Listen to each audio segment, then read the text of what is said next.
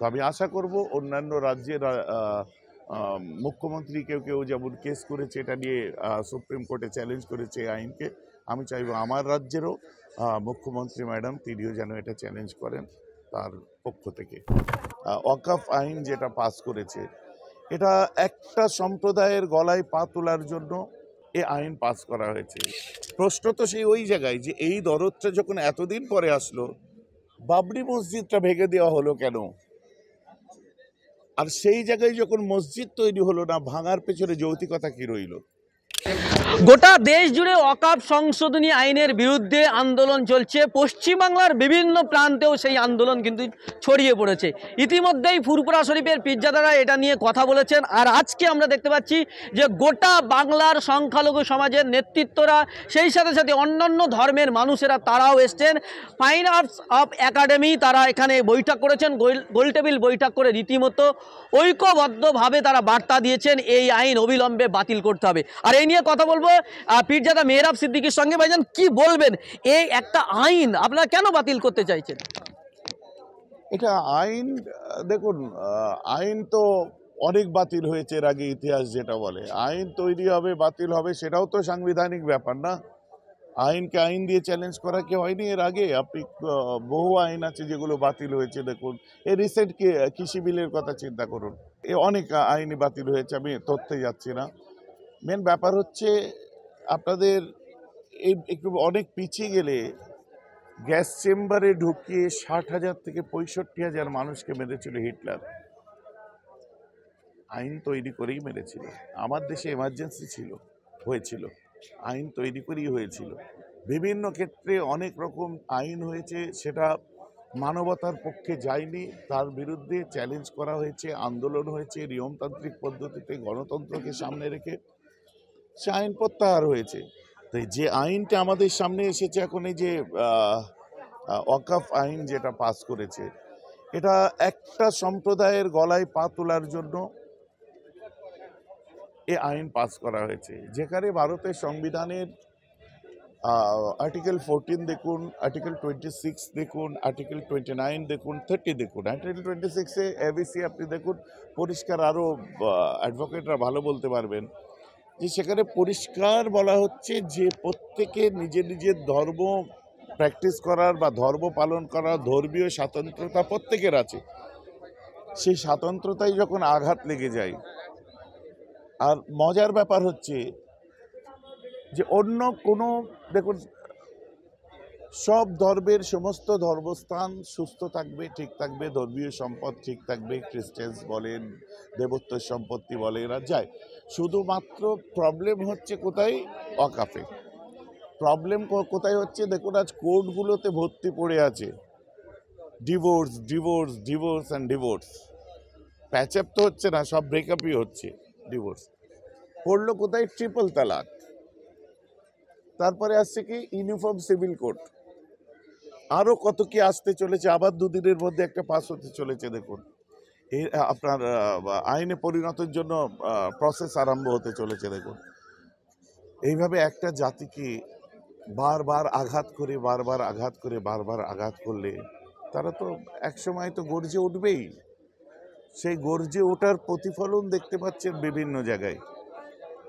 আজকে কোনো ব্যক্তি বা কোনো মানুষের বা কারো নিজস্ব অস্তিত্বের ব্যাপার নেই, এখানে ধর্মীয় অস্তিত্বের ব্যাপার। আজকে মেহরাব, কালকে অভিজিৎ না। কালকে অভিজিৎ হলে পরশুদিন কিন্তু স্টেভেন লাইনে আছে। তা একের পর এক বাকি, তারপরে সংখ্যালঘুরা যখন শেষ হয়ে যাবে তখন লড়াইটা কাদের বিরুদ্ধে হবে? সংখ্যালঘুদের বিরুদ্ধে সব আইন তৈরি করে দিয়ে সব শেষ হয়ে গেল, তখন জাতপাতের লড়াই, নিজেদের মধ্যে উঁচু জাত নিচু জাতের লড়াই, যেটা এখন মধ্যপ্রদেশে দেখতে পাচ্ছেন, দলিতদের উপর যে অত্যাচার চলছে, পুলিশি নির্যাতন চলছে। শোনেন, একটা ডিক্টেটর গভর্নমেন্ট এসে যেটা করার দরকার সেই জিনিসটাই করছে। তো এই কালা কানুনের বিরুদ্ধে অল ইন্ডিয়া মুসলিম পার্সোনাল ল বোর্ড তারাও রাস্তায় নেমেছে, আমরাও ফুরফুরা শরীফের আমরাও রাস্তায় নেমেছি।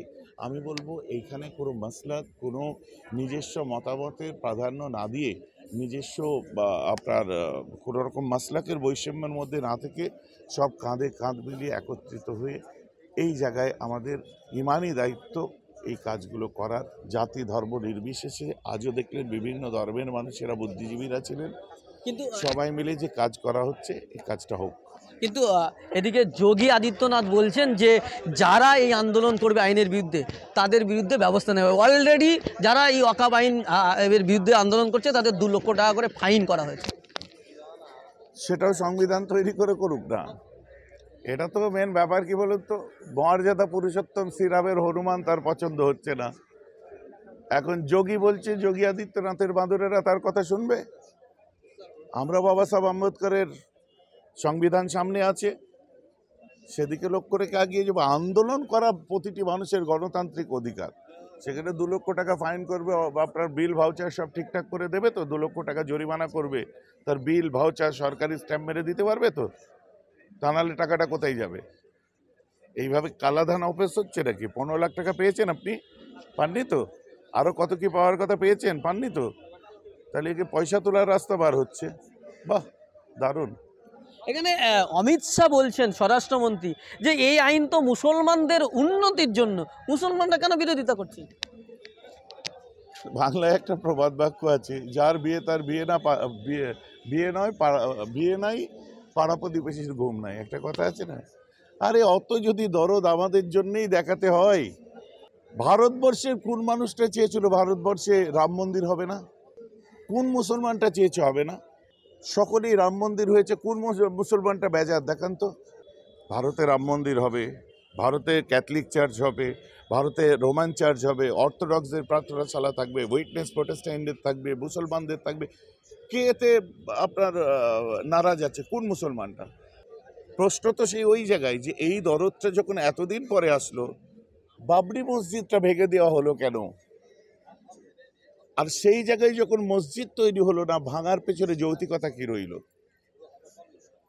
আর সুপ্রিম কোর্টের আইন কি বলছে? আস্থার উপরে সিদ্ধান্ত, আস্থার উপরে সুপ্রিম কোর্টের সিদ্ধান্ত। অতএব আপনি আমার গলায় ছুরি চালিয়ে দিয়ে পায়ে ছিলে গেছে সেখানে মলম লাগালে তো আর হবে না। আপনি চালাচ্ছেন ছুরি আমার গলায় আর মলম লাগাচ্ছেন পায়ের আপনার চলে যাওয়া দাগে। এই সমস্ত কথাবার্তার কোনো যুক্তি হয় না। ওটা ওরা যারা আপনার কি বলে নতুন করে বুঝতে শিখেছে আমরা হিন্দু হয়েছি এই বিজেপি আর RSS এর পাল্লায় পড়ে, এটা এদের জন্য ঠিক আছে। আমাদের সভ্য সম্ভ্রান্ত রুচিশীল হিন্দু মুসলিম বৌদ্ধ খ্রিস্টান যারাই আছে, আমাদের কাছে এইসব কথাবার্তাগুলো চলে না। কেন্দ্রীয় মন্ত্রী অনুরাগ ঠাকুর তিনি বলছেন যে ওয়াকফ সম্পত্তি নিয়ে প্রচুর দুর্নীতি হয়েছে, সেই দুর্নীতি বন্ধের জন্য এই ওয়াকফ আইন। আপনারা দুর্নীতি বন্ধ করতে চান না? বিজয় মালিয়া কার পাশে বসেছিল? বিজয় মাল্য কার পাশে বসেছিল? প্রধানমন্ত্রীর পাশে বসেছিল, কত হাজার কোটি টাকার কেলেঙ্কারি করে। আজকে এই সমস্ত কথাবার্তাগুলো আজকের দিনে বোকা বোকা লাগে না? দুর্নীতি বন্ধ করতে, সব জায়গায় দুর্নীতি হয়ে পড়ে আছে, কোন দুর্নীতিটা বন্ধ করবেন আপনি? এত দুর্নীতি থাকতে সমুদ্র সমান দুর্নীতি আছে, পাশে একটা ডুবাই কচুরিপানা ভাসছে, ওটাকে দুর্নীতি মনে হলো? তা আপনি যখন মনে করছেন এটা দুর্নীতি হচ্ছে, আপনি কাদের সাজেশন নিলেন? ওয়াকফের ব্যাপার যেটা, কত বোকা বোকা কথা। দেখুন, ইয়েতে দাঁড়িয়ে বিধানসভায় আপনার লোকসভায় দাঁড়িয়ে পার্লামেন্টে দাঁড়িয়ে বলছে সর্বকনিষ্ঠ ধর্ম হচ্ছে ইসলাম ধর্ম, 1450 বছরের ধর্ম। কে বলছে? কোনো রকম ঠেলে ঠুলে একটা টিকিট পেয়ে এমপি হয়ে গেছে, পড়াশোনা নেই।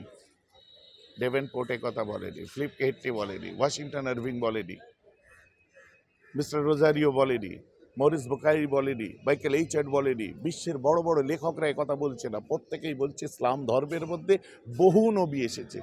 আদম নবী তিনি ইসলাম ধর্মে এসেছিলেন, নূহ নবী ইসলাম ধর্মে এসেছিলেন, ইসমাইল নবী ইসলাম ধর্মে এসেছিলেন, ইব্রাহিম নবী ইসলাম ধর্মে, এরকম লক্ষ লক্ষ নবী ইসলাম ধর্মে এসেছে। সব থেকে শেষ যিনি এসেছিলেন তার নাম হলো হজরত মোহাম্মদ সাল্লাহ সাল্লাম। তো হজরত মোহাম্মদ সাল্লাহ সাল্লাম ইসলাম ধর্মের প্রবর্তক নয়, তিনি ছিলেন একজন প্রচারক। সমস্ত নবীরাই প্রচারক হিসাবে এসেছিলেন, সংবিধানের ক্ষেত্রে তারা নীতি নির্ধারণ করেছিলেন। অতএব যাদের ন্যূনতম এই জ্ঞান নেই যে কতদিনের ধর্ম কি না, যাদের ন্যূনতম জ্ঞান নেই যে সৌদিতে ওয়াকফ বোর্ড নেই, অমুক জায়গায় ওয়াকফ বোর্ড নেই, এই যে কি কি কি বাত্রা খাতরা না কি একটা নাম উনি পার্লামেন্টে দাঁড়িয়ে বলছে। আমার কাছে কথা হচ্ছে ইনি খবরই রাখেন না। সব থেকে আমার আফসোস লেগেছে কোথায় জানেন, যে আজ ওয়াকফ বিল যখন পাস হচ্ছে, জানে যে সংখ্যাগরিষ্ঠ এমপি তাদের আছে, আমাদের রাজ্যের বাংলার এমপিরাও সেখানে অনেকে অনুপস্থিত ছিলেন। এটা আমার কষ্টের বিষয়। মা মাটি মানুষের সরকার তারা বলেন, তো মানুষ আজ বিপদে পড়তে চলেছে, তাদের ধর্মীয় অধিকার ছিন্ন করা হচ্ছে, তাদের আপনার নিজস্ব কুরবানিগুলোকে, স্যাক্রিফাইসগুলোকে ভুলুণ্ঠিত করা হচ্ছে। সেক্ষেত্রে তার এমপিরা জাননি, এটাও আমার কাছে একটা কষ্টের বিষয়।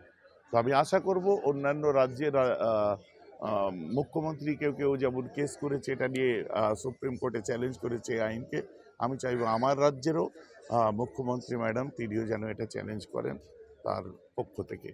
এই যে আপনি যে সাংসদগুলো উপস্থিত ছিলেন না, তার মধ্যে একজন ছিলেন শতাব্দী রায়। আমরা দেখলাম তার দুদিন পরে তিনি রামনবমীর মিছিল ছিল, সেই মিছিলে তিনি হেঁটেছেন, অথচ তার দুদিন আগে এই সংসদে তিনি অনুপস্থিত। দেখুন, এই সমস্ত ব্যাপার তিনি হেঁটেছেন, তার রামনবমী তো আর বিজেপিদের জন্য নয়। রামনবমী সমস্ত আপনার প্রত্যেকে যারা রামকে ভালোবাসে তাদের জন্যেই। তো সেখানে তো রাজনৈতিক কোনো কালারের ব্যাপার নেই। তো এক্ষেত্রে আমি কোনো মন্তব্য করব না। তিনি হেঁটেছেন তার ধর্মীয় ভাবাবেগ বা যাই হোক, কিন্তু তার সেদিনে উচিত থাকা দরকার ছিল।